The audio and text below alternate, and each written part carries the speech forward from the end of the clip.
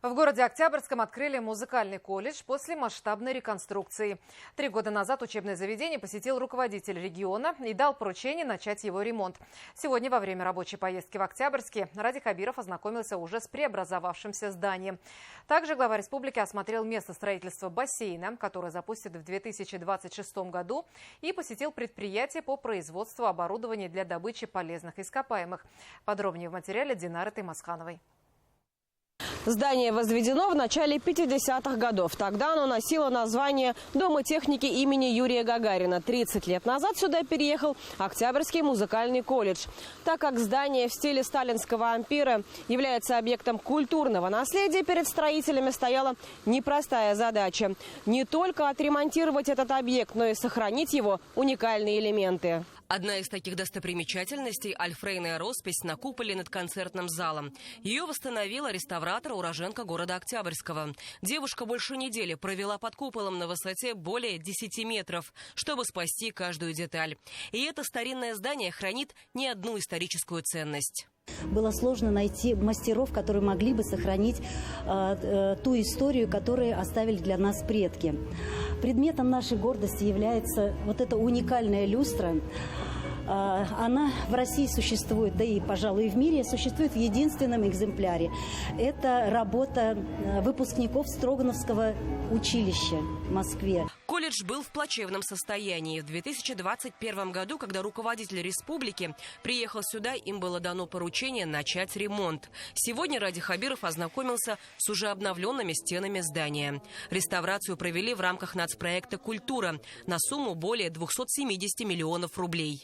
Много было сделано. У нас получается замена крыши, ремонт фасада, цоколь. Внутри все поменялось. Закуплена мебель, музыкальные инструменты мы закупили, сцена, звук, свет полностью новые, кресла новые.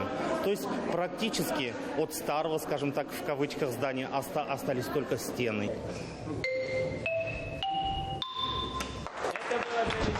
Вот вы вступили в нашу большую музыкальную семью.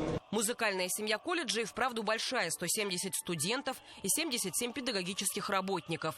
Среди выпускников много известных людей. Среди них заслуженные артисты Башкортостана и Татарстана. Ришат Тухватуллин и Филюс Кагиров. Ради Хабиров поздравил творческий коллектив и вручил государственные награды. На обновленной сцене выступили молодые исполнители, став финальным аккордом Дня знаний. И вот здесь вот зарождаются на самом деле шедевры наши замечательные, талантливые ребята.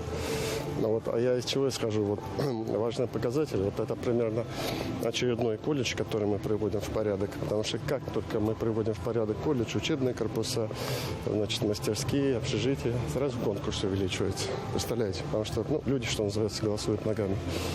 Поэтому я очень рад, что вот так получилось. Страничка это закрыла. Идем дальше. По свисточку, ускорение, приготовились! Этому зданию обновления не требовалось. Его можно назвать еще младенцем. Ледовый дворец – еще один объект, который посетил Ради Хабиров, открылся в декабре прошлого года. Тренировки расписаны буквально по минутам. Здесь занимаются ребята из спортшколы, а по вечерам уже любители. Учебно-тренировочный процесс проходит более 200 хоккеистов. Из них есть команда девочек также. Также у нас тренируется взрослая вечерняя лига, около 6 команд. И также мы открыли отделение фигурного катания. Один тренер-преподаватель, около 30 детей. Сейчас формируют команду по слэдж-хоккею. Это паралимпийская версия классического хоккея. Функционируют хореографические тренажерные залы, который полюбился волонтерам серебряного возраста. Рядом с Ледовым дворцом строится бассейн. Возведение ведется по программе «Бизнес-спринт», которая реализуется в рамках нацпроекта «Демография». Планировалось изначально сделать 25-метровые дорожки, однако при поддержке инвестора они станут в 2 раза длиннее. Мы очень рады, что концессионер принял решение добавить свои деньги. Бассейн будет не 25-метровый, как изначально мы заявляли на федеральную программу, он будет 50-метровый.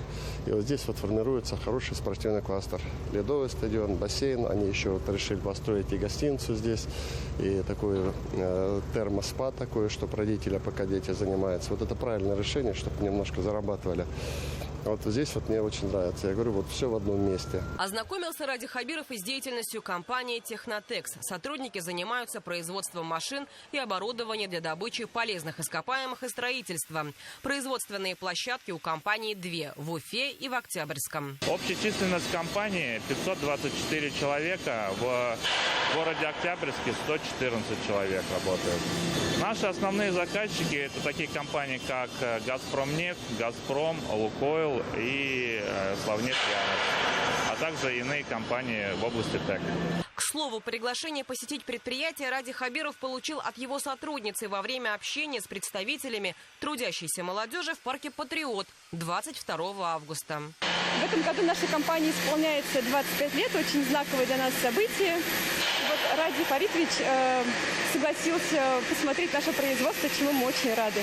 В планах предприятия построить рядом еще одну производственную площадку, тем самым выйдя не только на новые объемы отгрузки, главное при этом создав дополнительные рабочие места.